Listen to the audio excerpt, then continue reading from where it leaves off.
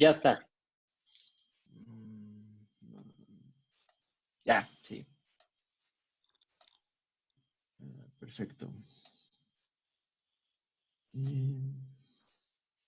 Supongo que ya todo el mundo ve el modo de presentación.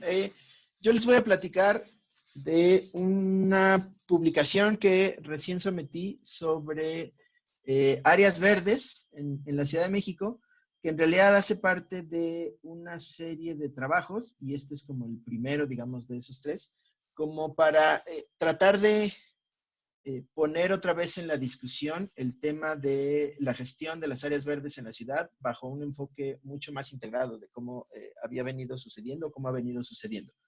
Digamos, es un poco tratar de impulsar una agenda que ahora se materializa, digamos, a través de infraestructura verde, pero que a lo largo de muchos años ha estado, digamos, como en la discusión.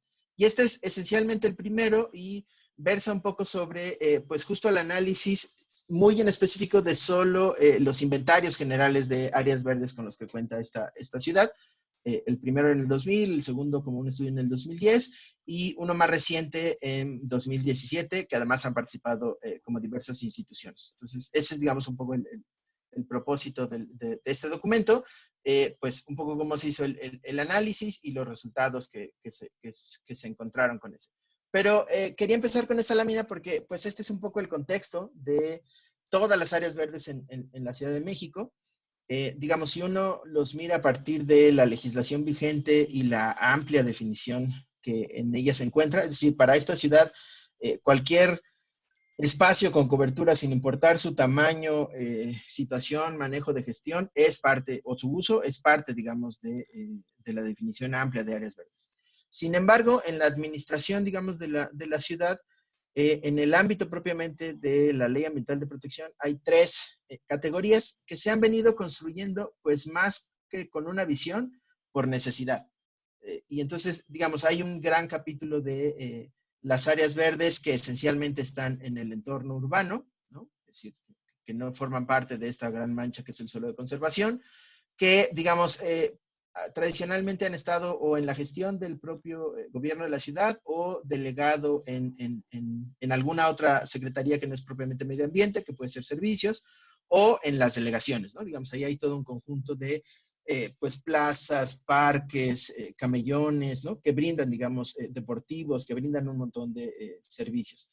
Pero también hay unas categorías que también son áreas verdes. Chapultepec probablemente sea como el más emblemático, Aragón, el bosque de Zacatépetl, que tienen un cierto manejo especial porque sus mecanismos de toma de decisiones y de instrumentos para la gestión son un poco más elaborados y cuidados, y entonces está esta categoría de las áreas de valor ambiental, en la que caben los bosques urbanos, y por otro lado, en todo el poniente de la ciudad, una serie de barrancas que conectan el suelo de conservación con, digamos, el centro de la ciudad, que también, digamos, tienen un instrumento de programa de manejo más parecido a el de las áreas naturales protegidas, que sería la tercera categoría, pero que parten, digamos, de un diagnóstico ambiental y no tienen como tal un mecanismo, digamos, de gobernanza o de, digamos, o de manejo mucho más articulado. Los programas de mantenimiento en las áreas verdes, por ejemplo, es una cosa que cae directamente en las delegaciones y que, pues, por la propia dinámica del tiempo en la administración, pues es difícil, digamos, que se logren esos procesos de manejo, de monitoreo continuo, ¿no? Entonces, en realidad la ciudad ha tenido inventarios, pues, esporádicamente, más o menos, digamos, en estos 20 años ha habido 3 inventarios que son el objeto de estudio de este trabajo, pero que, digamos, no han tenido ni una visión conjunta, ¿no? Que tienen diversos propósitos, insumos, alcances, ¿no? Entonces es un poco como difícil, digamos, tener continuidad en ese proceso. Y al final está esta categoría de áreas naturales protegidas que pueden ser federales o locales, que tienen un proceso de decreto, que eso, digamos, tiene una mayor institucionalidad y, bueno, que también tienen en sus planes de manejo, pues, este programa, digamos, o esta posibilidad de gestionarse, ¿no? Si uno hace un recorrido de estas tres categorías, pues más o menos como el 50% de áreas de valor ambiental, de áreas naturales protegidas, no tienen planes de manejo vigentes o solo tienen su proceso de decreto y no tienen, digamos, ese instrumento, ¿no? Entonces, ahí hay un vacío. Es muy así. En el caso de las barrancas, por ejemplo, es como muy específico. Muchas de ellas fueron decretadas en 2012 y de ahí para acá no ha habido seguimiento más que en una o dos muy puntuales por temas como muy específicos, ¿no? Entonces, digamos, ahí hay un tema. Digamos, la idea de poder integrar todas estas cosas, pues es un poco conocerlas. Como les decía, este trabajo está más centrado en la parte de la parte urbana y con los instrumentos de los inventarios generales. Y como les decía, los inventarios en realidad tienen una lógica distinta. En general, el primero y el segundo metodológicamente se parecen, aunque los insumos son distintos. El origen del primero y del segundo inventario era tener una visión completa de las áreas verdes independientemente de su proceso de gestión o no. En el primer inventario en 2002 se hizo, de hecho, un esfuerzo por hacer el inventario de todas las áreas verdes en la parte urbana y además tener una referencia de cuáles eran las áreas verdes bajo gestión del gobierno, ¿no? Entonces, ese último no se hizo muy a profundidad porque además solo se delimitaron algunas zonas como parques, camellones, que estaban más en ese momento asociados a la gestión de las delegaciones, pero que no tenían una clara, digamos, definición de cuáles eran las categorías de manejo de esos espacios. El último de los inventarios, por el contrario, el de 2017, es un inventario de las áreas verdes que gestiona la ciudad, ¿no? Es decir, ahí sí hay un claro énfasis en identificar cuál es el tipo de área, ¿no? En qué categoría, digamos, de manejo está y pues tener, digamos, un prontuario estadístico de cuántas están en la categoría de áreas asociadas con vialidades, cuántas son plazas y jardines públicos, cuántos son deportivos, ¿no? Digamos, ahí hay una clara visión de eso. No está el componente de esta visión más amplia de monitorear todos los espacios verdes, incluidos aquellos que están, digamos, o en manos privadas o que son un tanto áreas verdes informales en su gestión, ¿no? Y entonces eso pues hace difíciles, digamos, las comparaciones.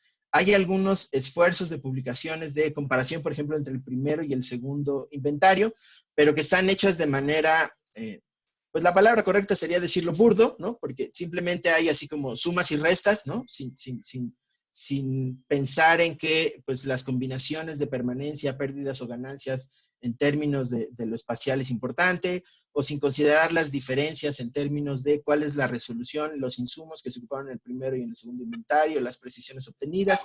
Entonces, este trabajo justo salió de una tesis, ¿no? Como una idea de poder hacer una comparación entre el inventario 2002 y el 2010, pero que tuviera, digamos, un sentido geográfico y cartográfico más estricto. Y pues en eso estábamos cuando apareció publicada el inventario de 2017 en la página o desde la página de la SEDEMA. Y entonces, bueno, pues el trabajo se hizo un poco más amplio. Y lo que van a ver ustedes es un comparativo en términos de los 3 inventarios que están disponibles con estos asegúnes, digamos, que les estoy platicando, y además están cruzados con la información de los usos de suelo urbano de esta ciudad, ¿no? Es decir, para poner un poco en contexto dónde se están conservando esas áreas verdes, ¿no? Es decir, dónde suceden cambios, bajo qué, digamos, dinámicas ocurre eso, pues se utilizaron todas las categorías de usos de suelo de los planes de desarrollo urbano y de los planes parciales de desarrollo que están en esta ciudad. Esta es una ejemplificación de lo que les decía, ¿no? Es decir, el primer inventario que se hizo digamos, la fecha de publicación es 2002, pero el año, digamos, con el que se generó la información fueron imágenes íconos que en ese momento tenían 1 metro de resolución en su imagen pancromática y 4 metros en resolución multiespectral, 4 bandas, digamos, con el visible y el infrarrojo, lo cual permitió, pues, de hecho, son las primeras imágenes íconos para México y para la Ciudad de México las que se ocuparon en ese momento. Y, digamos, al final con los métodos de corrección logrados y el proceso, digamos, de clasificación y de ensamblaje de mosaicos, se logró un área mínima cartografiable de 160 metros cuadrados. Entonces, lo que está publicado son áreas verdes en todo el entorno urbano de la ciudad, lo cual tiene sus segundos, porque en ese momento, por ejemplo, dado que las imágenes se compran por mosaicos, pues, digamos, aparecían pedazos de suelo de conservación que estaban ahí y se decidieron, digamos, meter, ¿no? Tanto en Gustavo Madero como en Iztapalapa, ¿no? El Cerro de la Estrella se metió, digamos, como parte de la información y los datos que se publicaron incluyen, digamos, esas áreas, ¿no? Entonces ahí hay, digamos, una primera diferencia con respecto de que no hay suelo urbano más un pedacito más, ¿no? Entonces, los datos que se publicaron dan un total de 128 kilómetros cuadrados.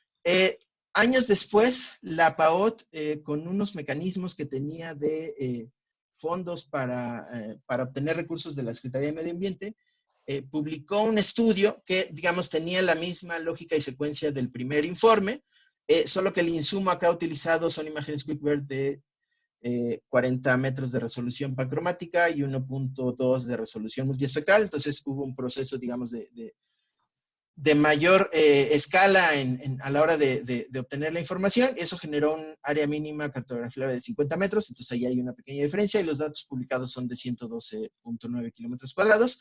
Y en 2017, les decía, el Instituto de Geografía de la UNAM hizo este inventario que no utilizó insumos de percepción remota, sino más bien insumos de sistemas de información geográfica para identificar los predios, ¿no?, que correspondían con áreas verdes bajo cierta categoría de gestión. Entonces, este tercer inventario en realidad lo que tiene es un proceso de entendimiento de las categorías de gestión de las áreas verdes en la ciudad y entonces digamos, pues mapeo de dónde estaban cada una de ellas, ¿no? Entonces, digamos que espacialmente uno se encuentra cosas como estas, ¿no? Es decir, el tercer inventario, pues en realidad refiere a un predio, ¿no? El primero y el segundo inventario pues refieren a información que se derivó con percepción remota, uno con imágenes íconos y la otra con imagen QuickVert, ¿no?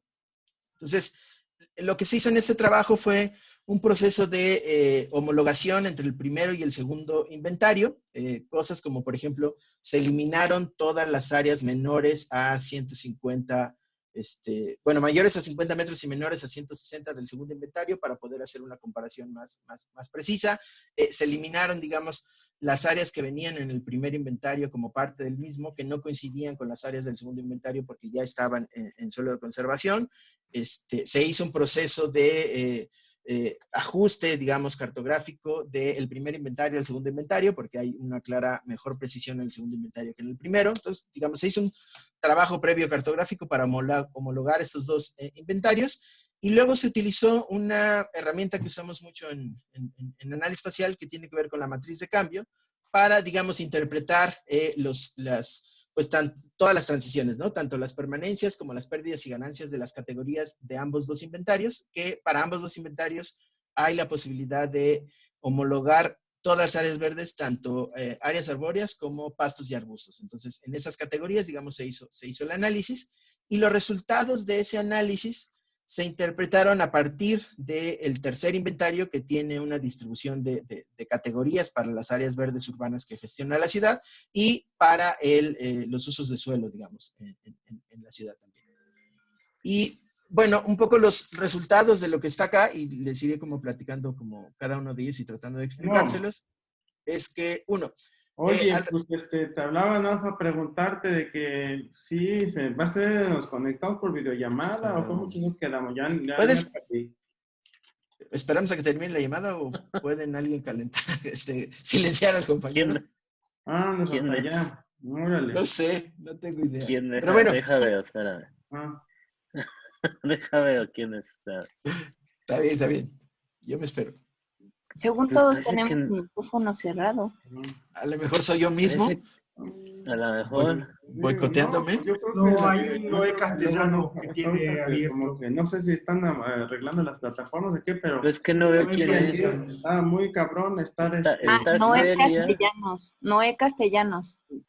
Ya, listo. Ok, va, perfecto. Bueno, les decía, entre las cosas que se obtuvieron como resultados en este primer proceso de homologar el primero y el segundo inventario, pues más o menos el 12.1% de áreas verdes del segundo inventario corresponden a áreas verdes con un tamaño entre 50 metros y 160 metros cuadrados. Así quiere decir que hay un buen porcentaje de las áreas verdes, digamos, de esta ciudad que tienen tamaños pequeños, ¿no? Y que están interpretados en el segundo inventario, pero no están interpretados en el primer inventario. Entonces puede ser que en el primer inventario esas áreas verdes existieran, pero como el área mínima era 160, pues no fueron capturadas y entonces no pueden ser susceptibles de análisis, ¿no? Entonces ahí hay 13 kilómetros cuadrados de áreas verdes que no fueron consideradas para este análisis, pero que están en el segundo inventario.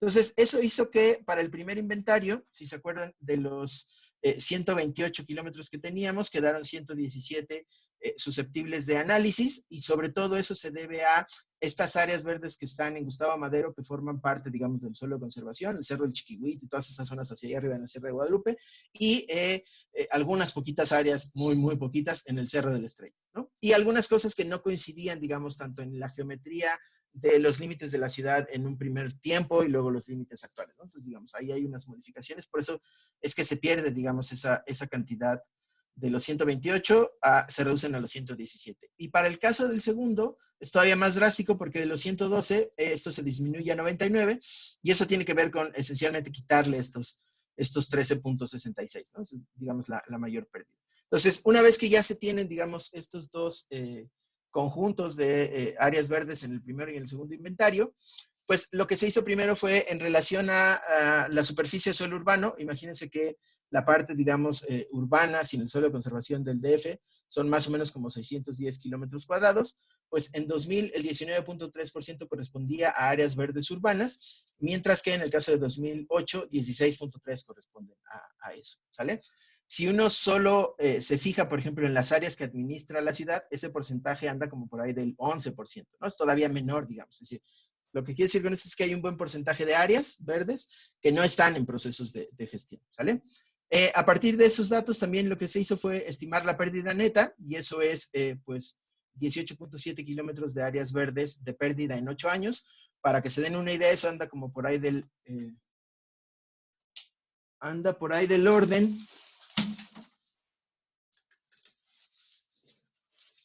Ya, perdón, es que no había conectado en la...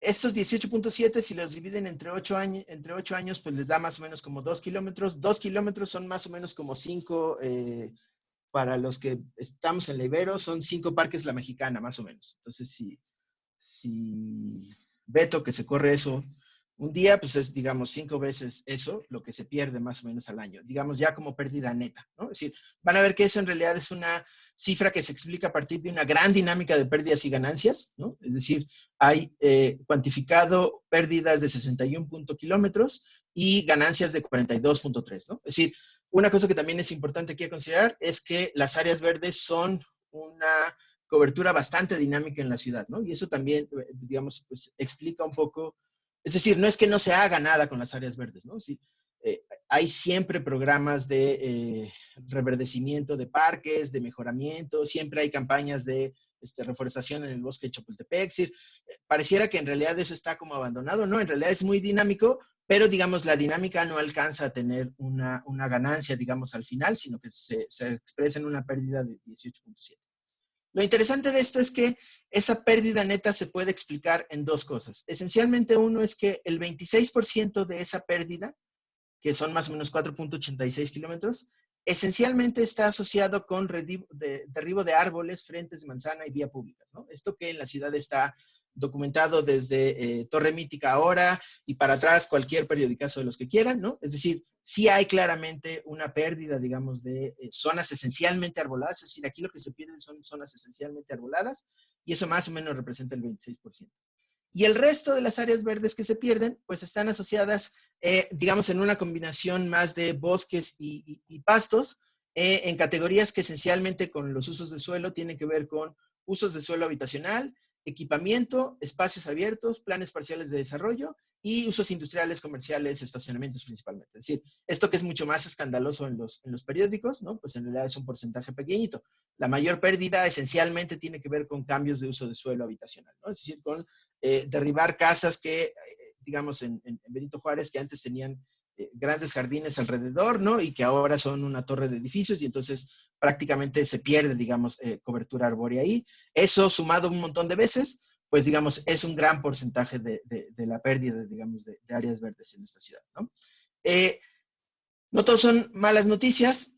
Hay una diferencia neta positiva de 2.9 kilómetros cuando uno compara el intercambio de los inventarios de 2008, pero solo lo hace para las categorías de manejo que están en el inventario de 2017. Es decir, dentro de las áreas que la ciudad gestiona, hay un incremento de áreas verdes, ¿no? Y esos son más o menos 3 kilómetros, ¿no? Es decir, son, bueno, a lo largo del tiempo no está así como tan grandísimo, Pero pues ahí está esto que les decía del Parque La Mexicana, ahí están estas políticas, por ejemplo, ahora que tenemos de mejoramientos de parques, ¿no? Es decir, la autoridad sí hace por las áreas verdes, y mal haría no hacerlo porque es su obligación, ¿no? Es decir, un poco lo que la Constitución dice allá arriba donde les decía como la gestión, y eso es básicamente pensar en mejorar la gestión de las áreas verdes.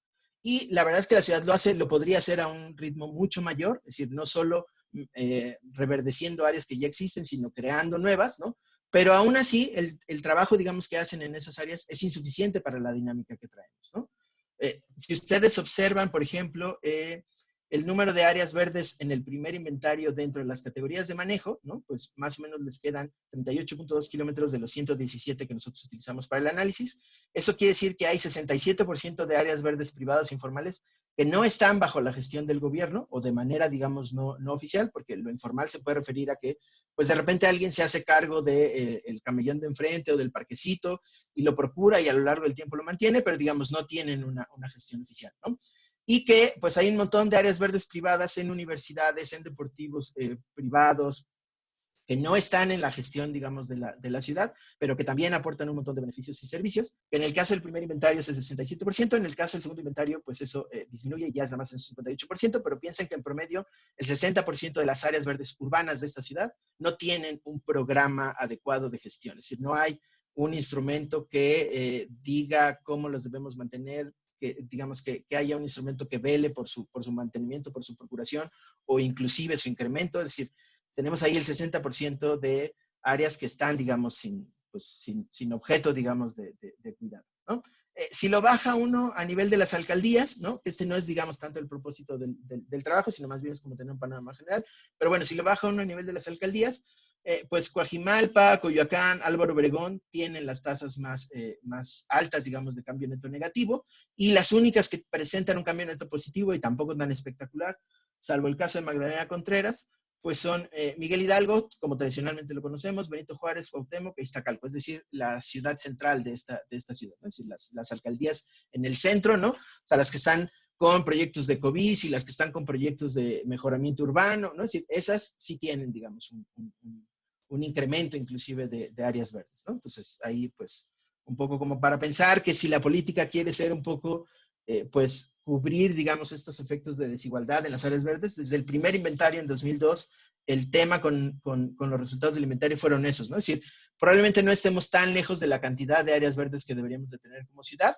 De hecho, no lo estamos ni como ciudad ni como metrópolis. El problema es la distribución de esas áreas verdes, ¿no? Entonces, un poco la idea de estas cosas es que si uno quiere pegarle a tener una distribución cada vez más equitativa de áreas verdes, pues necesitamos conocer eso, ¿no? Pues la cantidad, dónde están localizadas, cuál es su tamaño, a qué distancia están esas áreas verdes de la población, cuál es la accesibilidad de la población a esas áreas verdes, qué funciones cumplen esas áreas verdes, cuáles son los servicios que brindan, ¿no? Si falta un montón de cosas por hacer. Como vieron, en realidad es solo un pedacito chiquitito que solo le pega a saber cuál es la cantidad de áreas verdes y cómo ha venido ocurriendo su dinámica, porque en realidad aquí todavía no hay personas, ¿no? Es decir, esto se puede asociar a la cantidad de personas que están ahí, pero no es el mecanismo, ¿no? Es decir, eso simplemente da un poco con la cantidad, ¿no? Entonces, en términos, digamos, ya muy de conclusiones, pues, digamos, las dos principales son estas, que basado en el análisis que se hizo en este trabajo, se concluye que, pues, aunque las políticas de reverdecimiento urbano impulsadas por las diferentes categorías, en las diferentes categorías de manejo, por los diferentes gobiernos de la ciudad que han pasado en 20 años, pues, de hecho, han hecho que se incrementen los espacios de áreas verdes y la cantidad de áreas verdes dentro de esta, pero que sin embargo hay un montón de áreas verdes privadas informales, por ahí de alrededor del 60%, que tienen una dinámica de pérdida, ¿no? Y que en general, cuando uno ve toda la ciudad, pues hay una mayor cantidad de áreas verdes perdidas que de áreas verdes, digamos, incrementadas, ¿sale? Y bueno, la última, pues, tiene que ver con eso, ¿no? Que independientemente de su estatus de manejo, todas las áreas verdes de la ciudad cuentan. Estas que son la urbana cuentan también, sobre todo cuentan en la cercanía, digamos, de las personas. Y que, bueno, aquí habría que empezar a pensar en nuevos mecanismos, digamos, para procurar el mantenimiento de estas áreas verdes, ¿no? Entonces, ahora yo estoy como buscando un poco de información.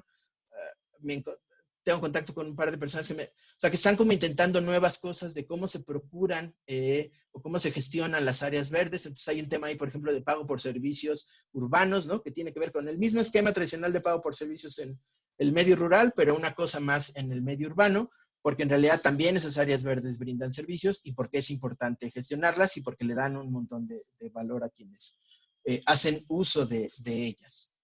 Y creo que Tantán, ya más bien como preguntas. Muchas gracias, Juan. Hay algunas preguntas aquí. La primera es de Chuy. ¿Cuándo inició ese análisis espacial? ¿Cuánto tiempo llevó a hacerlo? ¿Qué será con los resultados? ¿Es un proyecto propio de la Ibero? ¿Cuáles son los impactos de no tener planes de manejo vigentes? A ver, va de lo primero. El periodo, digamos, de análisis va de 2000 a 2017, más o menos. Es decir, lo que ven aquí perdón, es... Juan, ¿puedes dejar de compartir para vernos? Si sí, claro. El diálogo. Exacto. Perdona. ¿Ya? ¿Ahora sí ya nos vemos? Buenísimo, perfecto. Entonces, a ver, o sea, el periodo de análisis fue de 2000 a 2017 con esos 3 instrumentos, aunque propiamente la matriz de cambio solo se aplicó a 2000-2008. Entonces, digamos, estas tasas de las que estoy hablando, estos cambios netos, refieren, digamos, a ese periodo. ¿Cuánto tiempo ha llevado esto?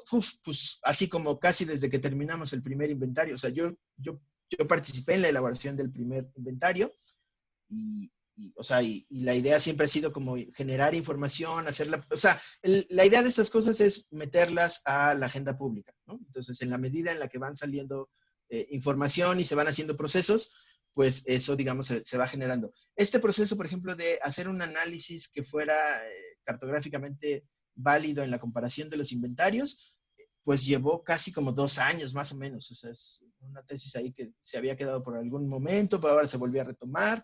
Y ahí va.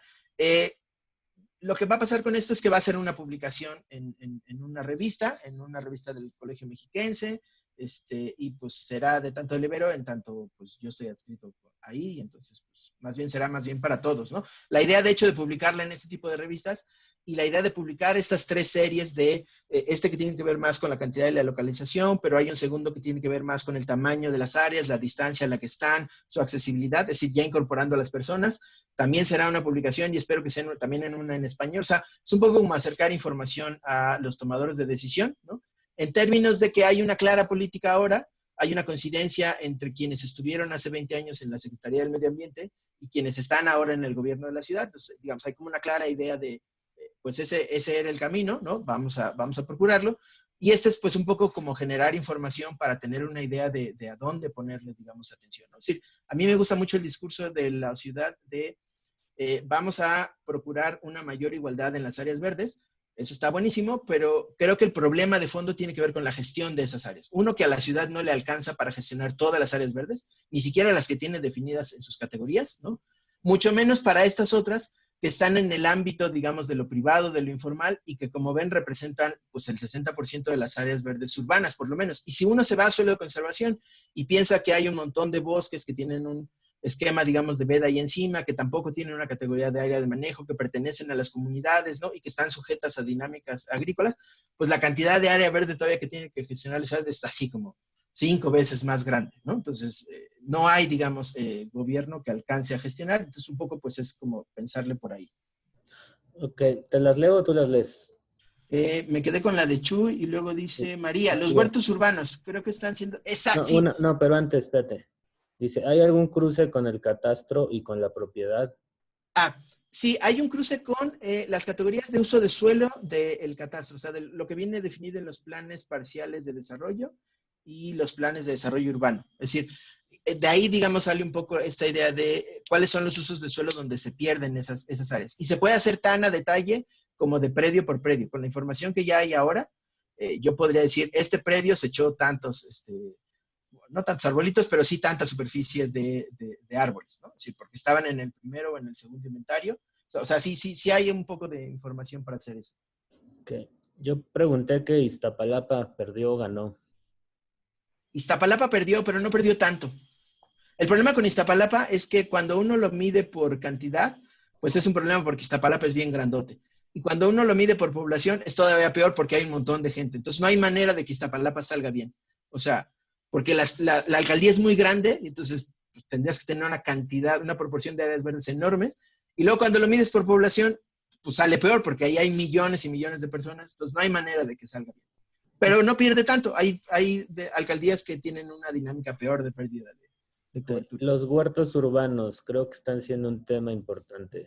Coincido con María. No hay una categoría de gestión para huertos urbanos, pero sí hay un proceso muy desde lo social de convertir o reconvertir áreas verdes o de usar áreas verdes con un esquema de huertos urbanos.